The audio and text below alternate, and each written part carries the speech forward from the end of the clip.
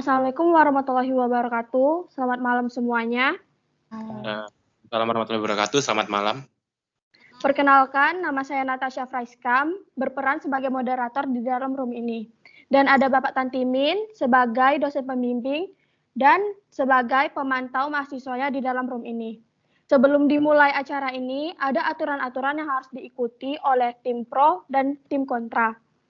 Sebelum saya menjelaskan peraturannya, saya akan memperkenalkan kedua belah pihak, yaitu yang pertama ada pihak tim pro yang beranggota 3 orang. Yang pertama ada Trianggi, Ahmad Rivaldi, dan Edo Clarita. Dan di tim kontra juga beranggota 3 orang, yaitu Muhammad Ilham Nur, Fitri Sembiring, dan Raihan Radinka.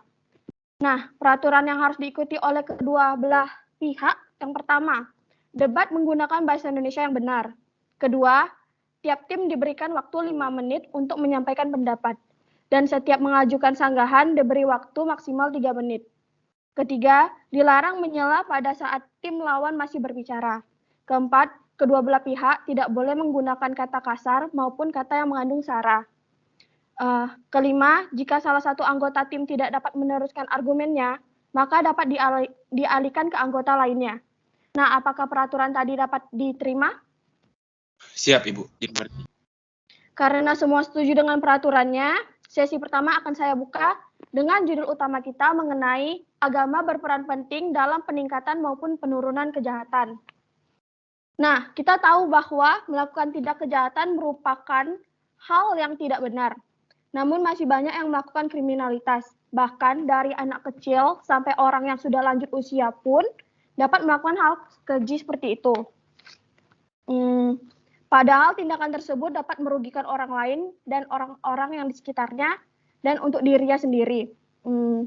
Jika disangkutkan dengan agama, akan banyak sekali pendapat-pendapat masyarakat. Kita tahu bahwa orang Indonesia pasti memiliki keyakinannya masing-masing. Nah, banyak yang beranggapan bahwa orang yang melakukan kejahatan itu karena keyakinannya sedang goyah, sehingga ia melakukan kejahatan itu. Dan ada juga yang mengatakan karena ilmu yang diperdalamnya masih sedikit sehingga dia tidak bisa melawan nafsunya. Nah, pertanyaan saya, bagaimana bisa dikatakan bahwa agama berperan penting dalam peningkatan dan penurunan kejahatan? Silakan tim pro beri pendapat permasalahan tersebut. Waktu dimulai dari sekarang. Oke, Assalamualaikum warahmatullahi wabarakatuh. Selamat malam semuanya. Saya Trianggi, perwakilan dari tim pro. Jadi sini saya akan sedikit menjelaskan tentang agama berperan penting dalam penurunan tingkat kejahatan. Karena apa? Karena kita ketahui latar belakang keyakinan agama dinilai mempunyai unsur kesucian, ketaatan. Jadi agama itu juga berfungsi sebagai sarana untuk mengatasi frustasi. Misalnya nih, seseorang dia tuh sedang mengalami kegagalan atau ketidakpuasannya mendapatkan sesuatu. Nah, dia itu mengarahkan pemenuhannya itu kepada Tuhan. Misalnya, dia berserah diri melewati ibadah, mendekatkan Tuhannya untuk mendapatkan jalan bagaimana caranya dia tuh mendapatkan petunjuk untuk melakukan atau memuaskan kepuasan yang dia inginkan yang tadi, tapi dalam kutip hal yang positif. Misalnya dia mencari kerja, tapi dia nggak dapat. Dia bertawakal, berdekatkan diri kepada Tuhan untuk diberikan petunjuk gitu untuk dalam mencari pekerjaan. Terus juga sebagai penyelamat. Nah, keselamatan yang diberi oleh agama kepada penganutnya itu adalah keselamatan yang meliputi 2 alam. Nah, yang pertama itu dunia, yang kedua akhirat. Nah, di dunia ini dia itu terhindar dari kriminalitas atau penjara. Nah, kalau di akhirat ini dia terhindar dari yang namanya neraka. Terus sebagai pendamaian. Nah, melalui agama, seseorang yang berdosa, merasa bersalah, yang selalu diliputi dengan rasa bersalah, dia itu bisa berdekatkan diri kepada Tuhannya, terus dia merasa dirinya itu damai, tentram, terus juga apabila seseorang pelanggar ini telah menebus dosanya melalui tobat, pensucian, atau penebusan dosa, dia tuh merasa dirinya itu tentram, damai, menjalankan kehidupan sehari-hari tanpa memikul rasa bersalahnya. Terus yang selanjutnya sebagai pemupuk rasa solidaritas. Rasa kesatuan ini membina rasa solidaritas dalam kelompok. maupun perorangan, bahkan kadang-kadang dapat membina rasa persaudaraan yang kokoh. Jadi dia itu juga mempererat tali silaturahmi atau mempererat tali persaudaraan. Nah, yang kita ketahui, agama ini berpengaruh sebagai motivasi dalam mendorong individu untuk melakukan suatu aktivitas, karena perbuatan yang dilakukan dengan latar belakang keyakinan agama mempunyai unsur kesucian dan ketaatan. Seperti dia melakukan hal-hal positif, misalnya ibadah bersama-sama, yang masjid, gereja, maupun agama-agama yang lain. Terus dia juga melakukan tadarus bagi yang Islam, terus ibadah Sabtu Minggu seperti agama non-Muslim, yang sebagainya. Terus mereka juga melakukan kegiatan-kegiatan positif, misalnya berbagi, sedekah, atau yang seperti yang kita ketahui nih di jalan-jalan. Mereka kan memupuk rasa solidaritas nih, meminta sumbangan untuk bencana. Kan terkadang hal-hal seperti itu tuh dinilai karena mereka mempunyai nilai agama yang kuat gitu. Mereka yang, oh iya ini karena kita sesama umat beragama, kita harus saling berbagi gitu. Nggak ngelihat kamu tuh agama apa, aku agama apa. Nggak yang kayak sumbangan ini cuman untuk agama ini, enggak. Jadi sumbangan itu dibagikan ke semua yang membutuhkan yang di bencana itu, maupun agama Islam, Kristen itu tidak dibedakan sama sekali. Sepertinya sekian dari saya. Terima kasih. Masih ada waktu 30 detik, silakan tim anggota lain ditambah. Baiklah, saya ingin menambahkan sedikit. Menurut pendapat saya, kita harus memulai dari sejarah agama juga. Catatan tertulis, sejarah agama hadir ke dunia itu pada tahun 3200 sebelum Masehi. Kegunaan dari ilmu agama adalah menghindari manusia dari perbuatan dosa atau kejahatan. Faktanya, semua agama, baik Hindu, Buddha, Kristen Katolik dan Protestan, dengan kitab suci masing-masing selalu mengajarkan tentang kebaikan. Stop. Terima kasih. Waktu sudah habis. Jadi kesimpulan yang dapat saya tarik dari pendapat tim pro bahwa agama itu untuk mengontrol tingkah laku manusia sehingga orang yang memiliki keyakinan akan takut melakukan kejahatan. Intinya agama berfungsi sebagai penyelamat di dunia maupun di akhirat. Silakan tim kontra beri pendapat mulai dari sekarang. Baik, saya dari tim kontra, nama saya Fitri Sembirinala. Jadi menurut pendapat kami, tidak semua hal itu harus didasari oleh agama, tidak semua harus dikaitkan dengan agama juga. Karena menurut saya keamanan dan ketentraman jiwa itu muncul dari diri kita sendiri, dari pendirian yang kuat. Malahan suatu kejahatan kriminalitas itu banyak terjadi karena seseorang itu terlalu agamais, terlalu ambisi. Hingga karena dia terlalu agamais menyebabkan dampak buruk untuk dirinya dan bahkan orang sekitarnya juga. Dan menyebabkan kriminalitas. Contohnya itu adalah terorisme. Nah, pada umumnya, seperti yang tim pro sudah jelaskan bahwa agama itu pasti mengajarkan suatu hal kebaikan. Nah, tapi menurut saya orang yang terlalu mendalami agama malah menjadi fanatisme. Sehingga dia menganggap diri dia itu atau aliran dia itu paling benar dan mengabaikan fakta-fakta atau suatu hal yang bertentangan dengan keyakinan dia dan yang dia percayai, sehingga dari hal ini muncullah tindakan-tindakan yang mengedepankan emosi dan terjadilah kriminalitas. Jadi menurut saya agama itu tidak selalu mengurangi kejahatan, justru malah banyak orang yang menyalahgunakannya untuk kemaslahatan atau keuntungan diri dia sendiri. Mungkin sekian dari pendapat saya. Terima kasih. Silakan anggota lain menambahkan. Baik Ibu, saya akan menambahkan.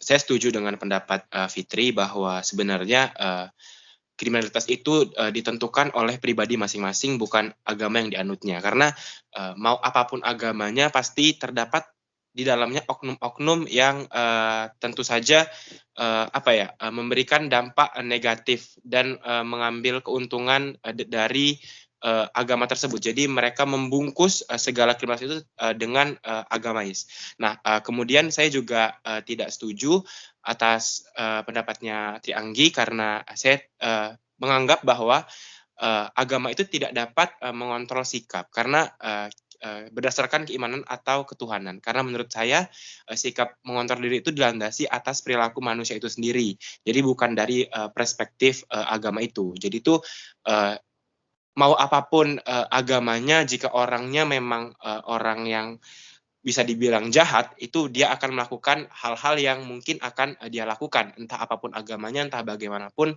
orangnya. Nah, kemudian karakter manusia itu sebenarnya dibentuk dan ditentukan itu dari lingkungan sosial. Nah, jadi kadang mau sebagus apapun wilayahnya terhadap agama, kalau lingkungan sosialnya mendukung untuk melakukan kejahatan, maka kejahatan itu akan terjadi.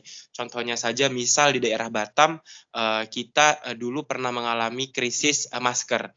Nah, bagaimanapun orangnya, apapun labelnya, dia itu pasti akan melakukan hal-hal jahat. Contohnya kayak misalnya ada nggak terkecuali ustadz yang kayak mereka mungkin bisa yang berjualan, mereka bisa meninggikan harga masker dari yang seharusnya karena ada kesempatan. Jadi sebenarnya kejahatan itu muncul dari adanya niat dan kesempatan serta kebutuhan dari si pelaku tersebut.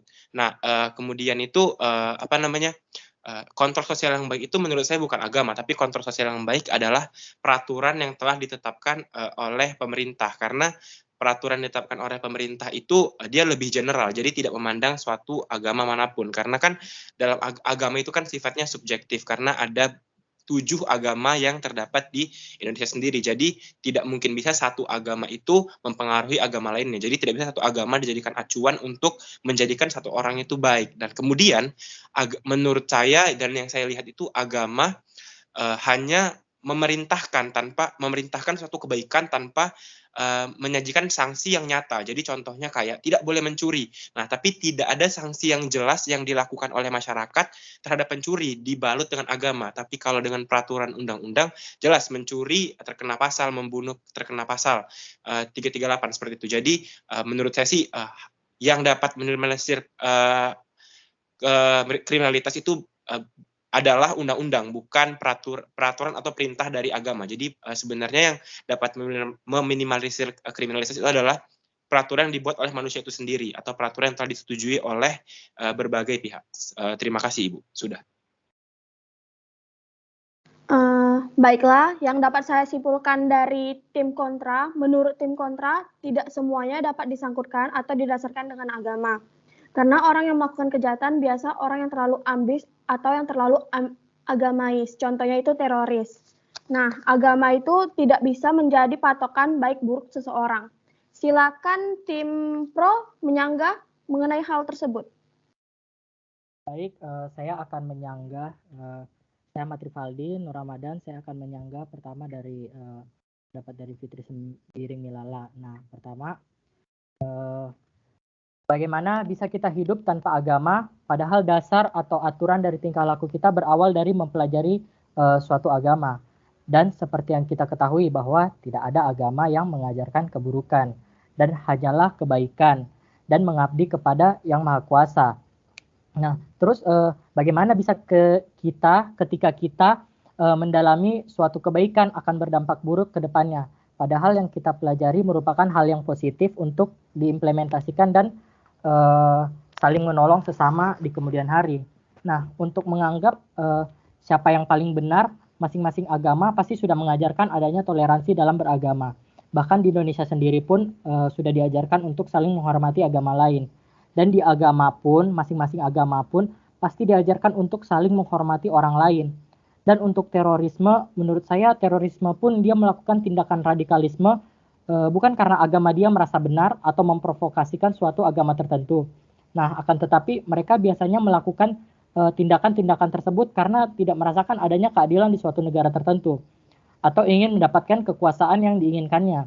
Nah, oleh karena itu pentingnya kita dalam memiliki agama dan mempelajarinya serta mengikuti aturan-aturannya, karena dalam agama sendiri pun sudah pasti diajarkannya kebaikan bukan keburukan. Ketika seseorang sudah melanggar aturan dari Sang Pencipta dan tidak taat pada aturannya, bagaimana bisa dia taat kepada peraturan pada suatu negara? Tuhannya saja dia langgar. Bagaimana dengan peraturan di suatu negara gitu. Nah, untuk yang tadi menurut pendapat Ilham, tadi aku sedikit dengar tentang pencuri. Nah, dengan mempelajari ilmu agama dapat membentuk tingkah laku kebaikan kan? Nah, contoh yang pencuri tadi. Di setiap agama kan pasti tidak ada yang membenarkan mencuri gitu, mengambil hak orang lain. Itu contoh kecil pencuri gimana dengan membunuh orang gitu misalnya. Itu kan sudah mengambil hak nyawa orang lain gitu. Mungkin segitu saja dari pendapat saya. Terima kasih. Baiklah, masih ada waktu 30 detik. Silakan ditambah oleh anggota lainnya. Atau sudah cukup? Silakan direspon. Sepertinya cukup. Oke. Jadi kalau saya simpulkan bahwa agama itu harus menjadi tolak ukur agar dapat melihat yang baik dan yang buruk.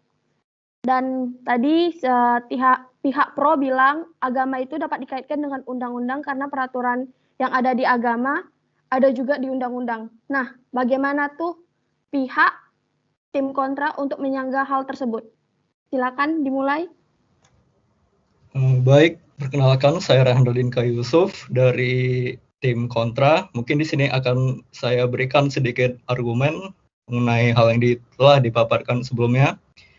Nah, poin pertama yaitu kita harus dapat membedakan yang mana kepercayaan dan yang mana perilaku. Nah, memang kepercayaan ini bebas, orang memilih agama apapun terserah. Namun ketika kita berbicara terkait perilaku, maka agama ini tidak menjadi tolak ukur. Mengapa demikian? Karena kita tahu sendiri perilaku itu berasal dari sikap asli seseorang. Dan sempat ada penelitian yang meneliti bahwa mereka meneliti seseorang untuk melaporkan bagaimana sifat kepribadian asli mereka. Dan mereka menjawab yang ditanya ini adalah orang yang mengaku lebih religius dan lebih agamais. Mereka menyatakan bahwa dirinya lebih altruisme, lebih penyayang, jujur, apapun itu ya pokoknya tentang kebaikan. Dan juga diteliti terkait satu saudara kembar di mana keduanya ini yang satu lebih religius, yang satu juga tidak. Dan ketika menanyakan ke yang religius, mereka juga menjawab demikian bahwa mereka pemurah hati dan lain-lain. Namun ketika melihat faktanya bahwa di kedua ini tidak ditemukan perbedaan sama sekali. Oleh karena itu orang yang beragama ataupun orang yang tidak beragama itu tergantung lagi kepada sikap asli mereka. Nah, yang kedua terkait agama itu sendiri, itu adalah orang beragama itu mungkin melakukannya itu sebagai situasi, bukan watak. Misalkan di hari-hari besar, ketika orang-orang berkumpul dan ya kita tahu sendiri bahwa di hari-hari besar semuanya tiba-tiba menjadi agamais atau terlihat sangat dekat dengan agamanya, itu hanya di hari-hari besar. Ketika sudah keluar di hari itu, mereka akan kembali ke sifat watak asli mereka. Nah, sekali lagi saya ulangi bahwa jadi agama itu sendiri tidak menjadi tolak ukur dari seseorang untuk melakukan suatu perbuatan, baik atau tidak. Karena dari orang yang beragama dan tidak beragama juga dalam perlakuannya tidak jauh berbeda. Orang yang beragama juga bingung mengapa orang yang ateis atau tidak punya agama bisa melakukan hal yang bermoral, dan sebaliknya mengapa orang yang beragama masih bisa melakukan hal yang amoral. Nah, ini masih menjadi pertanyaan besar dan ya sangat tidak bisa dikatakan bahwa watak seorang itu ditentukan oleh bagaimana dia menganut agamanya. Mungkin sekian dari saya. Baiklah, jadi yang dapat saya simpulkan, pihak tim kontra tidak setuju mengenai agama itu menjadi tolak ukur. Karena sikap seseorang dilandasi perilaku manusia itu tersendiri. Jadi agama bukan faktor seseorang melakukan kejahatan atau tidak, namun kejahatan itu bisa didukung dengan latar belakang orang itu sendiri. Baiklah, sekarang pihak tim pro, silakan menyanggah.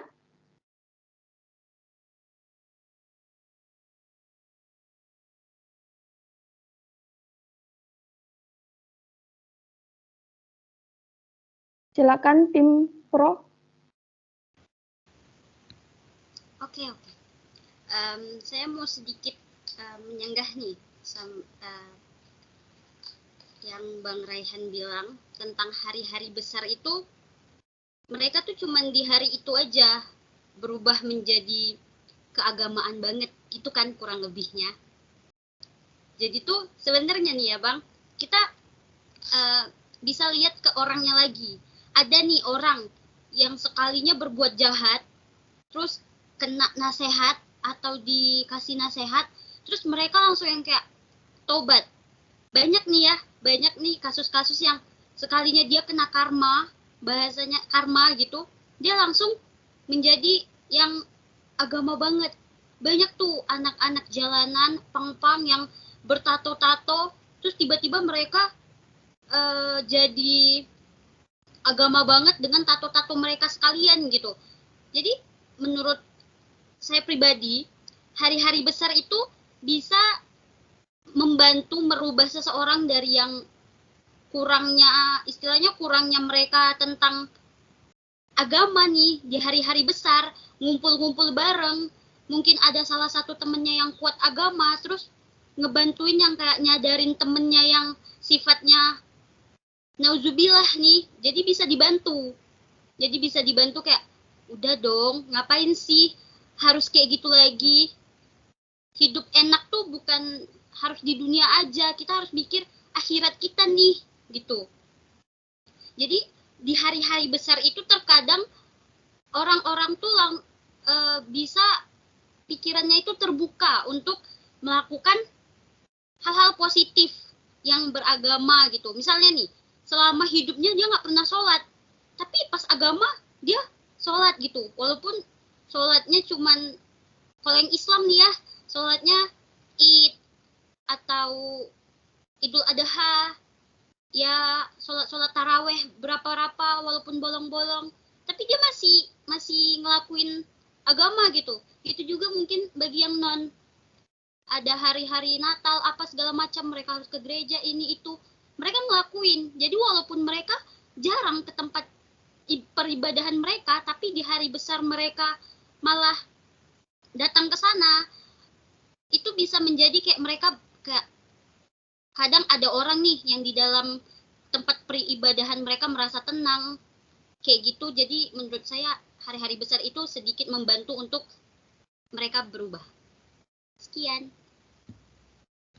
Nah, baiklah, dari tim pro mengatakan bahwa agama itu berperan penting bagi manusia karena orang yang memiliki iman yang kuat akan takut dengan yang dilarang. Silakan beri sanggahan terhadap pernyataan tersebut, pihak kontra. Waktu dimulai dari sekarang. Baik, saya ingin menyanggah tim kontra. Nah, sebenarnya ini sedikit menarik ya, bahwa tim pro sendiri juga menyetujui bahwa orang-orang itu hanya beriman atau bertakwa di hari-hari tertentu saja, tidak di hari-hari lainnya. Nah, ini kan berarti mereka menyetujui bahwa agama itu tidak selalu membuat masyarakat itu menjadi lebih baik. Terkadang masyarakat itu bisa menjadi lebih buruk. Nah, masyarakat itu baiknya hanya di hari-hari tertentu. Nah, ini pula yang ingin saya bahas, bahwa ini tuh berkaitan dengan upaya preventif dari perintah agama itu sendiri. Nah, jadi agama itu sebenarnya dia tidak ada pencegahan preventif atau pencegahan awal. Karena agama itu hanya memerintahkan kebaikan tanpa mempertimbangkan bagaimana nanti hukumannya atau sanksi yang diterima oleh pelaku. Karena sanksi yang akan diberikan dalam agama itu hanya diberikan waktu di akhirat. Nah, beberapa orang itu kan pasti seperti menyepelekan kayak aku hidup masih lama, aku paling umur aku nanti 60 tahun. Nah, hal ini yang memberikan kesempatan para pelaku kriminal untuk melakukan kejahatannya sedini mungkin, kayak aku 20 tahun aku nyuri nih, nanti 30 tahun aku tobat. Nah, gitu. Kemudian dalam agama itu keadilan antar umat, keadilan antar individu itu menurut saya kurang terjalin, karena kebanyakan para pelaku kriminalitas itu hanya dituntut untuk bertobat tanpa harus menerima hukuman yang pantas. Jadi tuh menurut saya mencuri, saya narkoba, saya minum minuman keras. Nah, itu kan satu kriminalitas. Nah, dalam undang-undang itu ada pasalnya, ada hukumannya yang bisa membuat mereka jera. Namun dalam agama hal ini hukuman yang mereka dapatkan itu hanya satu, yaitu bertobat, karena dilandasi dengan pernyataan bahwa Tuhan itu Maha Maaf. Nah, tentu saja hal ini tuh membuat para perilaku kriminal itu semakin senang lah, kayak mereka tuh tidak merasa terancam kalau mereka melakukan kejahatan, kayak seperti digampangkan gitu mereka melakukan kejahatan, kayak yang ya udahlah aku narkoba aja, ya udah aku mencuri aja, ya udah aku minum aja, toh aku bisa bertobat nantinya gitu. Jadi itu seperti menggampangkan mereka. Dan juga bahkan di beberapa agama dibenarkan untuk melakukan kriminalitas dalam waktu kepepet. Contohnya kayak yang dilarang mencuri, tapi kalau kepepet gak punya makanan, lapar, boleh mencuri. Itu kan mereka tuh kayak diperbolehkan seolah-olah melegalkan kriminalitas gitu. Kayak mereka diperbolehkan melakukan segala sesuatu yang seharusnya tidak boleh. Kalau di hukum Indonesia kan apapun alasannya, mau kamu kelaparan 10.000 tahun belum makan, mau kamu tetap tidak, namanya mencuri tetap salah. Namun di agama itu diperbolehkan kalau Anda kepepet atau terkena masa-masa yang sulit seperti itu. Terima kasih, Ibu. Nah, yang dapat saya simpulkan dari sesi pertama, agama berperan untuk mengontrol tingkah laku manusia agar tahu yang mana yang boleh dilakukan dan yang tidak. Namun kadang ada orang yang menyalahkan suatu agama, padahal yang salah bukanlah agamanya, melainkan individu itu tersendiri. Nah, baiklah, sesi pertama saya tutup. Sekarang lanjut sesi kedua. Nah, saya ada satu kasus mengenai guru agama diduga cabuli murid di Wisma. Masa bakar tempat pengajian. Nah, sebelumnya saya sudah mencari kasus-kasus lain yang dilakukan oleh tokoh agama, itu banyak sekali. Salah satunya kasus yang saya tampilkan. Nah, bagaimana tim pro mengenai tokoh agama yang melakukan kriminalitas demi keuntungannya sendiri? Padahal itu apakah itu disebabkan oleh imannya yang goyah atau gimana? Silakan tim pro berpendapat. Oke, saya akan berpendapat mengenai kasus di atas. Oke, menurut pendapat kami, menurut saya sosok petinggi agama atau pemuka agama, baik pendeta maupun ulama atau pemuka agama yang lain, merupakan suatu contoh yang akan ditiru oleh masyarakat. Nah, melakukan suatu tindak kejahatan padahal dia sendiri tahu konsekuensi yang akan dia dapatkan. Nah, bahwasanya dialah si pemuka agama ini, dialah orang yang keimanannya masih rendah dan gampang goyah dalam melakukan suatu tindakan kejahatan. Dan kurang taatnya si pemuka agama ini kepada Tuhannya dan kurang melakukan kewajibannya sebagai umat yang beragama kepada Tuhannya. Nah, yang sudah diajarkan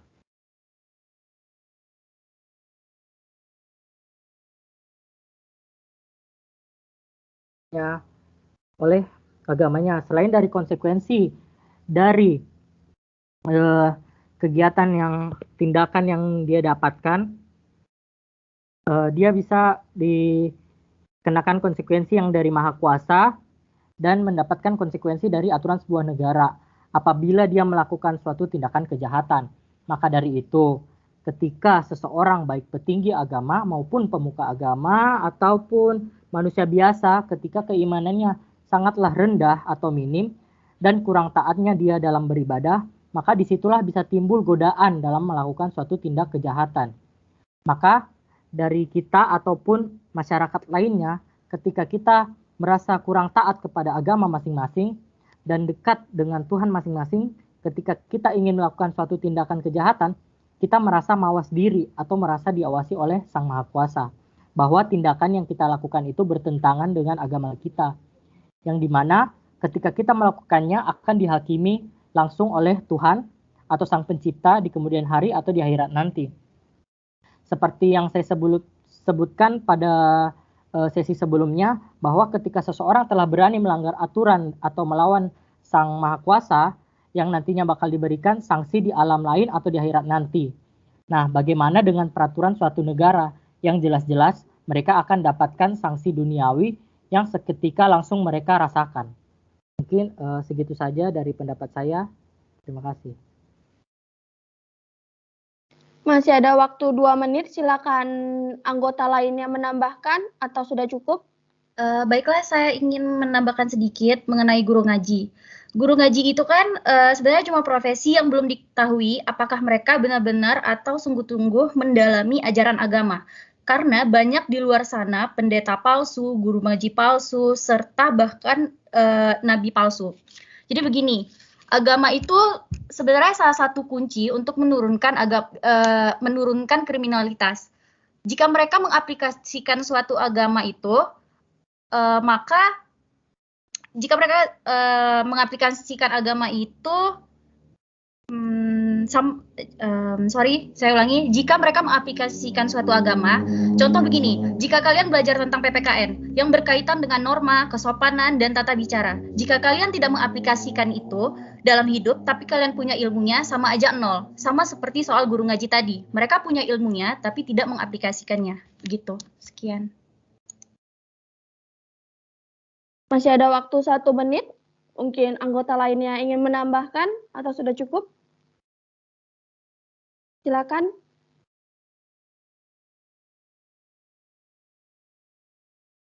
Ya, mungkin sudah cukup. Jadi dapat saya simpulkan bahwa pihak pro itu berpendapat bahwa tokoh agama sebagai contoh yang patut ditiru oleh masyarakat. Penyebab tokoh agama melakukan kriminalitas itu dikarenakan keimanan yang goyah, seperti tim pro mengatakan tadi, dan maka dari itu seorang petinggi agama maupun manusia biasa ketika ilmunya rendah dapat menimbulkan suatu tindak kejahatan. Silakan bagaimana pendapat pihak kontra? Silakan. Baik, saya dari pihak kontra. Jadi menurut saya itu kembali lagi pada kesadarannya masing-masing dan pemahaman individual serta sosialnya yang tinggi gitu. Karena walaupun kita udah belajar agama, tapi karakter dalam dirinya itu masih belum matang, pasti tidak membawa agama itu dengan baik atau ke jalan yang baik gitu. Tapi didikan yang benar itu, atau didikan karakter yang benar, walaupun tidak belajar agama, itu akan membuat orang berpikir mana yang menurut dia baik dan mana yang buruk gitu. Mana yang positif dan itulah yang dia ambil. Dan karena agama tanpa pikiran dan perbuatan yang baik tidak akan membawakan kita menuju ke surga juga. Kalau yang mengaku dia telah belajar atau mendalami agama itu lebih baik daripada orang yang tidak belajar agama, terus jadi kenapa gitu masih ada orang-orang yang rajin ibadah dan punya sebutan gelar itu malah melakukan hal-hal yang tercela gitu. Terima kasih. Waktunya masih banyak, masih ada 3 menit, silakan ditambah. Baik Ibu. Nah, kasus ini tuh cukup menarik ya Bu ya, karena ini tuh menyatakan bahwa agama itu bukanlah faktor baik atau buruknya seseorang. Nah, hal ini tuh dapat dilihat dari para petinggi agama sendiri pun mungkin kurang mengimplementasikan rasa keimanan dan ketaatannya kepada Tuhan. Nah, hal ini menunjukkan bahwa para agamis sendiri tidak dapat menunjukkan ketaatannya pada hal yang mereka anggap paling tinggi atau paling berkuasa, itu Tuhan. Nah, bagaimana mereka mengimplementasikan ketaatannya pada peraturan yang dibuat oleh sesama manusia itu sendiri. Nah, hal ini pula yang menjadikan agama bukanlah faktor dalam tingkat terendahnya kriminalitas, melainkan kesadaran serta pribadi masing-masing individu tersebut akan kepahaman, rasa kemanusiaan, dan kepatuhan akan peraturan-peraturan yang telah ditetapkan. Nah, kemudian agama ini menurut saya dapat memicu tingginya tingkat kriminalitas malah, karena banyak orang-orang yang malah menyalahgunakan agama tersebut untuk mendatangkan keuntungan secara pribadi gitu, Bu. Contohnya aja kayak banyak ustadz yang mengaku ustadz padahal mereka menipu, kemudian berbuat zalim lah intinya. Nah, kemudian itu menurut saya sebenarnya agama itu juga faktor lain yang meyakinkan saya bahwa agama itu tidak menurunkan faktor kriminalitas adalah ayat-ayat di dalam agama Islam sendiri, Bu. Dan saya kan orang Islam, jadi saya sedikit mengerti. Contohnya saja ada ayat yang menyebutkan yang berbunyi innamal a'malu binniyat, yaitu semuanya itu dari niat. Jadi seorang ustadz pun kadang kalau dia niatnya buruk bakal terjadi buruk. Jadi itu tidak ada campur tangan Tuhan di dalamnya. Dan juga ada hadis yang menyebutkan bahwa Allah tidak akan mengubah suatu kaum jika kaum tersebut tidak mengubah dirinya. Nah, ini kan merupakan pernyataan yang mengungkapkan bahwa jika orang ingin berubah dari buruk ke baik, itu dari dirinya sendiri, bukan dari agama yang dianut atau dari apapun itu yang menyangkut agama, tapi dari orang itu sendiri, kemauan orang itu sendiri, kemudian kesadaran orang itu sendiri untuk berubah dirinya menjadi dari buruk menjadi lebih baik. Nah, jadi saya kurang setuju juga dengan pernyataan Edo yang guru ngaji itu hanya sebagai profesi dan hanya sebagai profesi tidak menunjukkan dia adalah penganut agama yang taat gitu. Nah, jadi dia bisa dikatakan guru ngaji atau berprofesi sebagai guru ngaji, pendakwah atau ulama, itu kan berarti menyatakan bahwa agama yang dia pegang itu sudah lumayan kuat.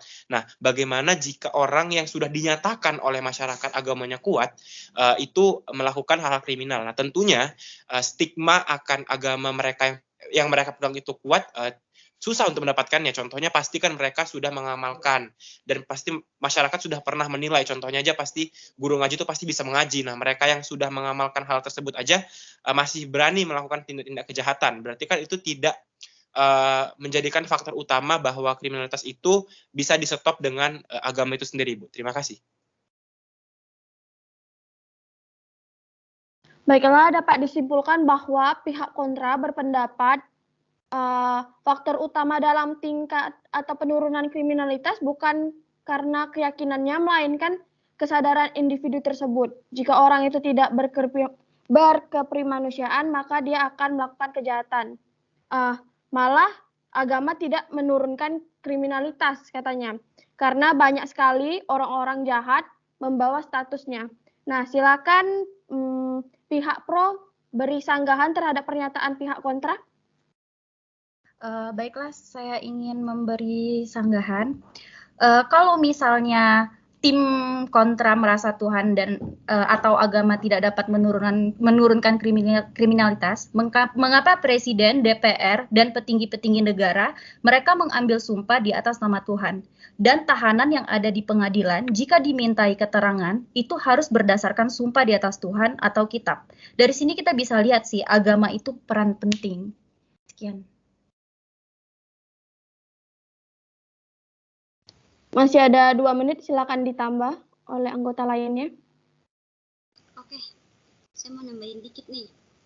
Dari pernyataan Saudara Fitri tadi, dia bilang didikan nggak dari agama atau tidak dilandasi dari agama. Nah, yang seperti kita tahu, kita dari kecil TK, kita dimasukin PAUD, SD kita ke negeri ataupun swasta, kita itu belajar tentang agama dan pendidikan. Nah, pendidikan yang seperti kata rekan saya Edo tadi tentang pendidikan kewarganegaraan, terdapat norma-norma. Jadi menurut saya didikan itu berasal dari agama. Jadi kayak pendidikan kewarganegaraan, kita dibina untuk menjaga kesusilaan, menjaga norma-norma, menjaga nama baik juga, menjaga perilaku, menjaga nama baik. Kalau di agama ini kan kita juga diajarkan untuk berbuat baik, tidak melakukan tindak kriminalitas. Kita juga harus berbuat sesuatu yang ada di dalam kitab-kitab kita, seperti itu. Jadi menurut saya didikan itu berasal dari agama. Kayak kita belajar PKN nih, kita belajar tentang menjaga kesusilaan. Nah, menjaga kesusilaan itu kan kesusilaan itu sebagai petunjuk agama menjadi kerangka acuan dalam berpikir, bersikap, dan berperilaku agar sejalan dengan keyakinan yang dianut. Nah, dari sini kita tahu nih bahwa agama menjadi kerangka acuan. Jadi agama itu bisa menjadi didikan. Orang yang dari didikan keluarga yang mengetahui benar-benar agama, pasti mereka berpikir kayak, kalau mau buat jahat, masih ada hukuman akhirat nih, dan sama malaikat, sama Tuhan kita, gitu. Jadi didikan itu berdasarkan dengan agama dan dilandasi dengan agama. Kalau menurut saya seperti itu. Terima kasih. Oke. Silakan pihak kontra beri sanggahan mengenai pernyataan pihak pro. Waktu Baik. dimulai dari sekarang. Mungkin saya sedikit ingin berargumen ya tentang masalah di awal tadi terkait peran pendidik dalam mengajarkan murid-muridnya atau seorang pemuka agama mengajarkan umat-umatnya terkait agamanya. Nah, yang perlu diketahui bahwa di sini yaitu ini ada hubungan vertikal di mana guru itu bisa di atas dan muridnya itu di bawah. Ketika yang di atas ini yang sudah dipercaya bahwa mempunyai iman yang kuat, ketika dia melakukan suatu hal yang menyimpang, maka yang di bawahnya tentu akan mengikutinya. Dan mungkin agak sedikit bumerang ketika mengatakan guru ngaji itu hanyalah sebagai profesi. Yang mana artinya ketika guru ngaji ini mengajarkan ke murid-muridnya terkait ilmu yang dia berikan, otomatis secara tidak langsung ini disasarkan saja karena balik lagi guru ngaji itu dianggapnya hanya sebagai profesi. Nah, ini mungkin sedikit kesalahan mengenai hal itu. Dan juga dari beberapa literasi yang telah saya baca terhadap guru pendidikan agama di Indonesia ini, survei menunjukkan bahwa lembaga pendidikan telah menjadi sumber bertumbuhnya sikap membenci dan intoleransi terhadap mereka yang berbeda agama. Itu salah satunya. Dan yang kedua adalah menurut Haryat Moko dalam bukunya Dominasi Penuh Muslihat Anti Kekerasan dan Diskriminasi mengatakan bahwa sejarah Indonesia dan dunia mencatat betapa besar andil agama dalam membakar kebencian, menimbulkan kecurigaan, membangkitkan salah pengertian dan mengandung konflik. Dan agama ini justru kerap kali memberikan landasan ideologis dan pembenaran simbolis bagi aneka konflik. Yang mana alih-alih memecahkan permasalahan bangsa, pendidikan agama ini justru bagian dari masalah ketika fanatisme agama itu kerap kali menjadi sumber konflik. Nah, oleh karena itu, dalam pemuka agama ini, ketika dia disebut sebagai pemuka agama, maka tidak ada yang perlu diragukan lagi terkait keimanannya tersebut. Ketika beralasan bahwa imannya goyah, mengapa dia bisa menjadi seorang pemuka agama? Nah, oleh karena itulah pemuka agama pun masih bisa melakukan kesalahan yang mana dianggap mereka serba benar atau bebas dari kesalahan karena agama yang telah mengajari dia segala macam banyak cara untuk berperilaku. Tapi pada faktanya masih ada juga pemuka agama yang melakukan tindakan menyimpang dari agamanya maupun dari hukum positif yang berlaku di Indonesia. Mungkin sekian dari saya. Bagaimana pihak pro? Silakan beri sanggahan terhadap pernyataan pihak kontra.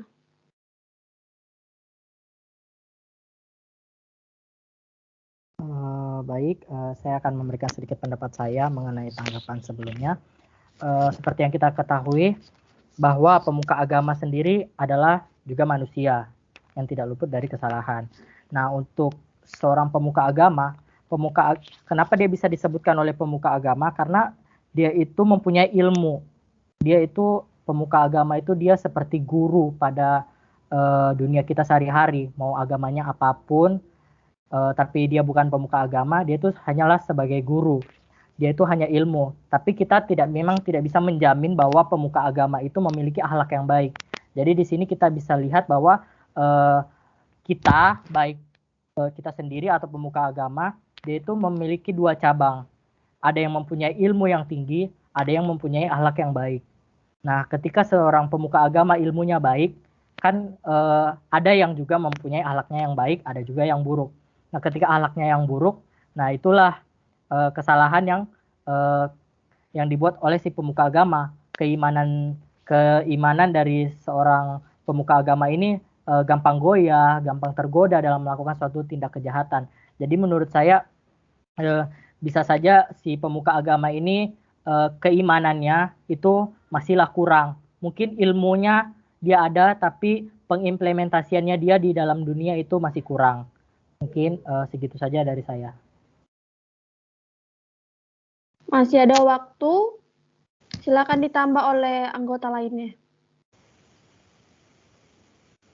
Oke, saya mau nambahin sedikit nih. Jadi tadi Bang Rehan ngomong kayak guru ngaji atau guru pendidik itu kayak ngelakuin kesalahan gitu.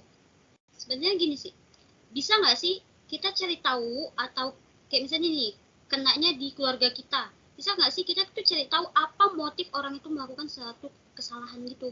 Kayak misalnya dia mencuri, misalnya. Di dalam tempat ngaji itu dia mencuri.